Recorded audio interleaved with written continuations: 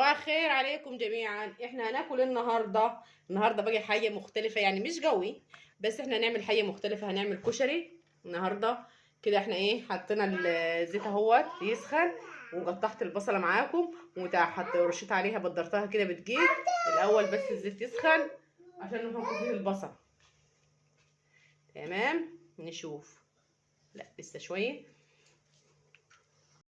احنا كده الزيت بتاعنا اهوت سخن، هننزل فيه بالبصله اهي.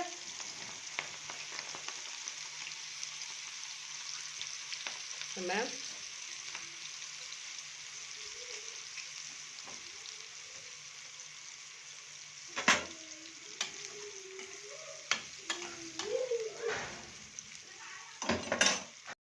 شايفين البصله كده بتاعتنا يا جماعه؟ هي حمرت اهي، بقت كده تمام.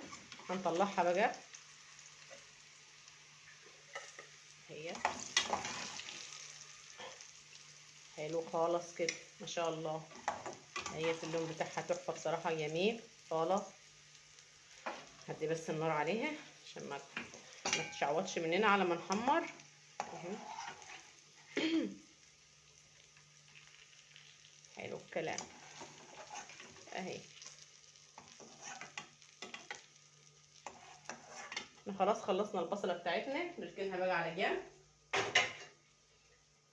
وهنيجي نشيل الطاسه ونحط الحله بتاعتنا دي، وننزل فيها بشويه زيت.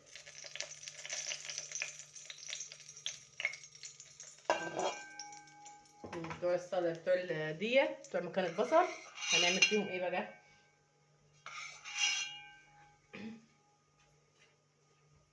ثواني بس اهي كده. اهي معانا الزيت، هننزل فيه بتومه كده محترمه.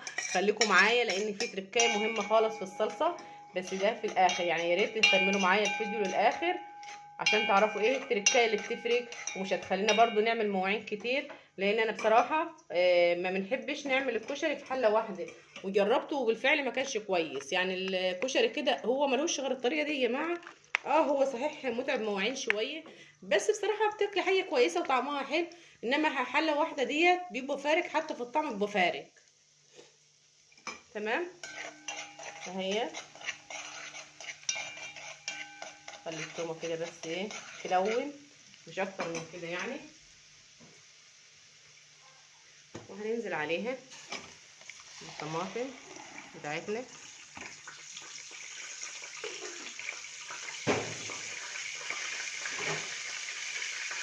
وفي كمان حاجه، كمان كيس طماطم من الطماطم المتفرزه اهي.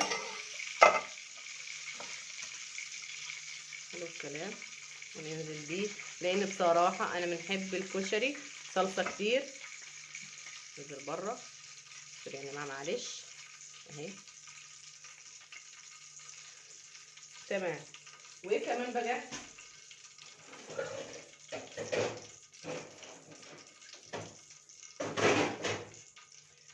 انا هنجيب كمان دولة اهوت، ده قرن شطه كده حامي خالص اهو.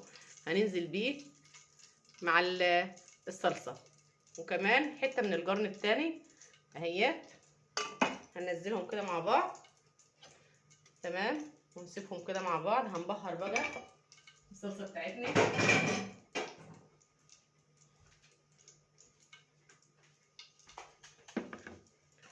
ماشي، كمون كتير، ده كمون مبهر بتاعي، على كزبره،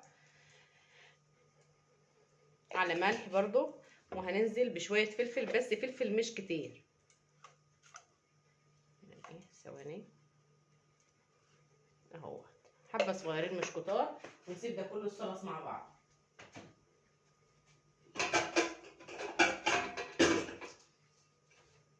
احنا كده هنغطي ديت ونسيبها كده تتصلص، وبعدين برضه هنشوف الملح بتاعها عامل ايه، بس شويه على ما تغلي وتاخد تدي كده مع بعضها. انا كده في حله تانية نزلت بباقي الزيت اللي احنا عاملين فيه البصل، وهنزود شويه زيت صغيرين.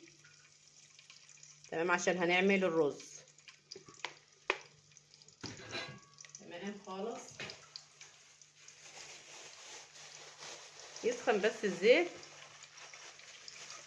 وهننزل فيه بشويه شعريه كده محترمين اهوت، يعني نص كوبايه شعريه مج كده،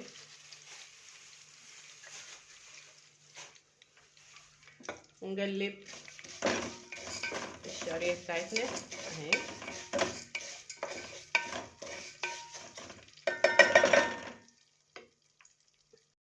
الشعريه معانا كده اهي اتحمرت وخدت لون جميل اهي. هننزل عليها بالرز بتاعنا،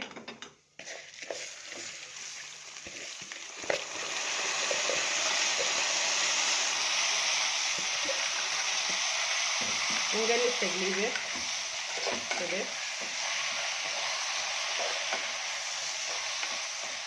اهو. وفي حاجه كمان بقى هننزل عليها مع الشعريه والرز ده يا جماعه، الحمص بتاعي، العدس بتاعي ده. العدس انا نقعاه بحوالي ساعتين، وهنفضيه على الشعريه والرز بالميه بتاعته.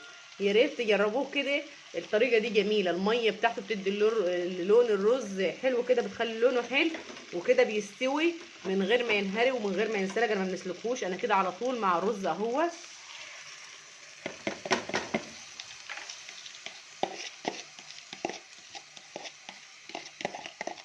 انا طبعا غسلاه كويس قبل ما ننقعه كده، عشان انا عارفه ان انا هنعمل ايه بالميه بتاعته.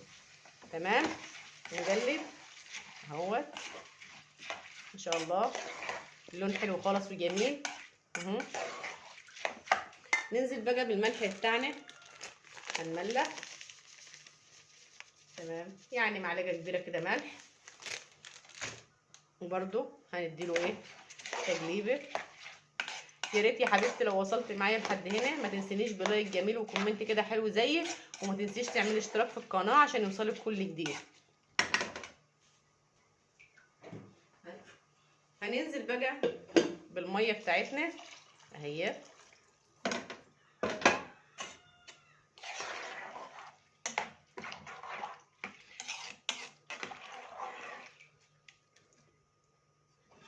يا دوب هنغطي الرز وكده شويه كمان.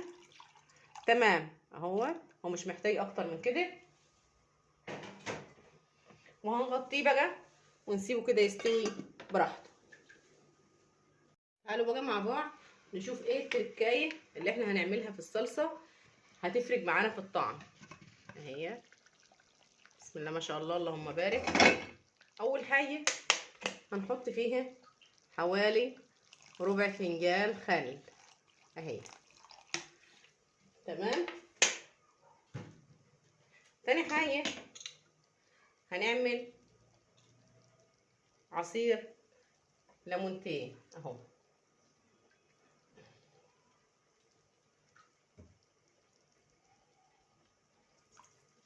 تمام.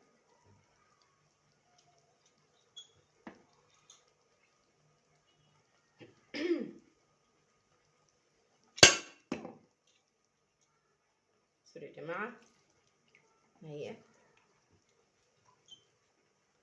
وادي دي كمان. يبقى احنا كده وفرنا على نفسنا ايه بقى؟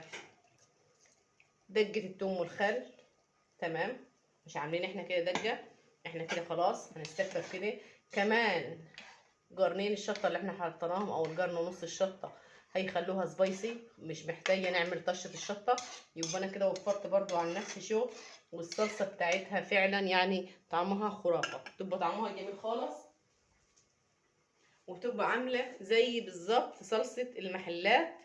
احنا بس هنزود شويه كمون زي صلصه المحلات الحاجه الجاهزه. بصراحه يا جماعه انا الكشري بتاعي ديت يعني ايه، في ناس ياما بتحب نعمله يعني من قرايبنا وكده، بتحب اننا نعمل الكشري ديت، لانه فعلا فعلا بيطلع معايا الحمد لله مظبوط خالص وتمام. وكده بنوفر على نفسي برده شغل، لان انا برده ما بنحبش نعمل العدس في حله واحده مكرونه ورز وشعريه وكله على بعضه، لا ما بنحبش. انا بنحب نعمله كده، لان انا جربت كشري الحله الواحده بس بصراحه ما انبسطتش بيه. هو بوفر في الوقت بس ما انبسطتش بيه في الاكل والطعم وكده يعني. كده بس معاكم الصلصه يا جماعه. يعني انا ايه بس بعد اللي حطيت الثوم وحطيت الخل وحطيت الليمون، هي بس تاخد غلوه كمان بس كده، انا مش محتاجه منها اكتر من كده. تمام. والناحيه التانية هنشوف الرز بتاعنا اهوت. بسم الله ما شاء الله اللهم بارك، جميل يا جماعه، واللون بصراحه تحفه اهوت.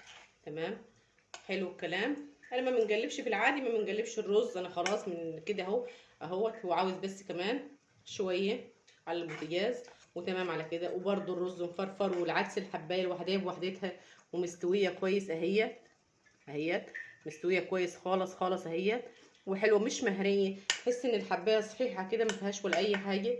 هنسيبه كمان 5 دقايق على النار وبعد كده نطفي عليه. انا كده جبت حله على البوتاجاز وحطيت فيها ايه، وسبت الميه كانت تسخن عشان المكرونه. هنحط ملح، تمام، معلقه كبيره كده، معلقه ونص، عشان المكرونه تبقى مملحه.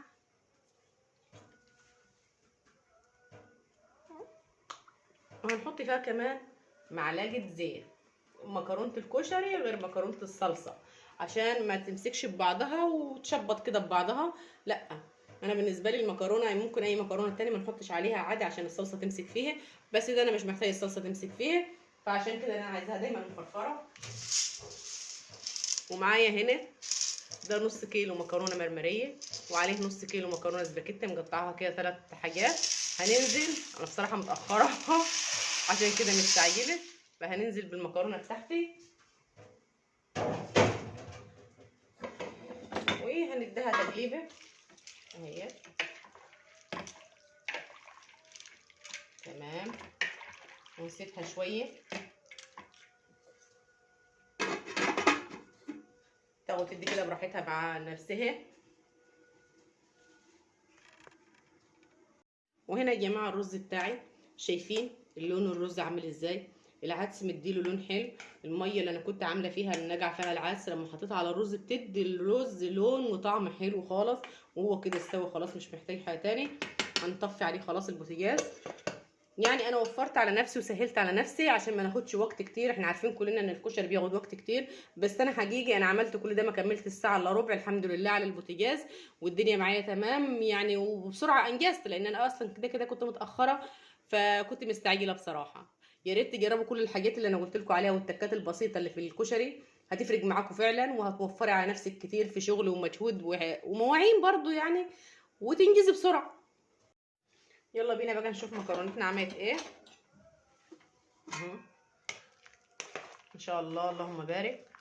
انا اصلا كده ولا كده يعني ايه، ما بنحبش المكرونه تبقى مستويه للاخر. دي كده تمام.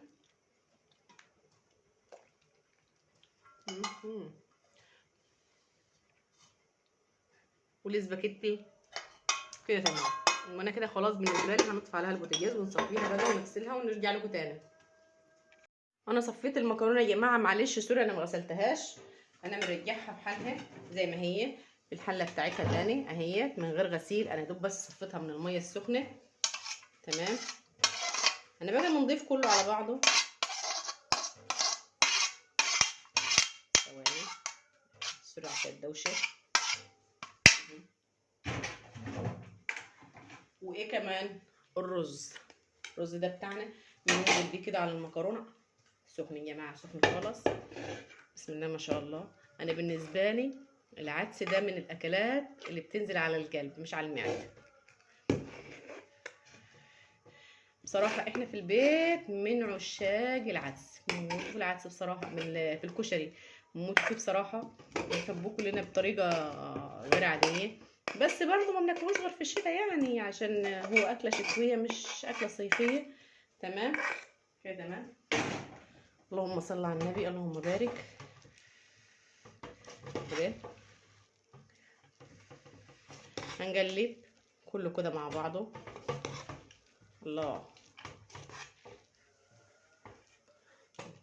انا هنا يا جماعه خلصت الكشري بتاعي تقليب. اللهم صل على النبي اللهم بارك. طبعا برضو احنا برضو مش افراد كتير، احنا فردين بس في البيت، بس ده طبعا ما يمنعش ان انا ليا حبايبي ويحبوا ياكلوا الكشري من ايديا، فخليكم معايا كده. بسم الله ما شاء الله اللهم بارك. اللهم صل على النبي. جميل خالص. بسم الله ما شاء الله اهوت. الله، بصراحه يا جماعه الكشري ده بصراحة بالنسبة لي حاجة يعني كده، مش عارفة بصراحة نوصف ازاي ونقول ايه.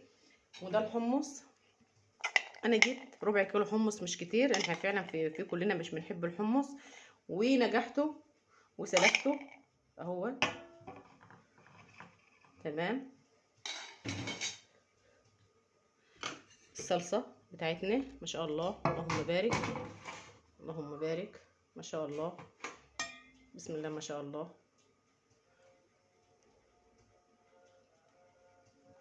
ما شاء الله. وننزل بقى عليه بايه؟ بالبصل بتاعنا. اللهم صل على النبي. جميل خالص خالص يا جماعه. يا ريت تجربوا معايا كل الوصفات بتاعتي دي، وتجربوا الكشري بالطريقه اللي انا عملتها النهارده. ما خدش معايا وقت، وسهل، وريحت نفسي، وعملت كل حاجه انا بنحبها بصراحه. وجميل بصراحه بالنسبه لي. يوم الكشري ده بيبقى يوم تاني في مكان تاني. ويا ريت تجربوا كل وصفاتي معايا كده، وما تنسونيش بلايك عشان تدعموا قناتي، وما تنسوش تعملوا اشتراك في القناه عشان يوصلكم كل جديد. ويا رب بألف هنا وشفا اللي ياكل منه واللي يدوقه، وبألف هنا وشفا.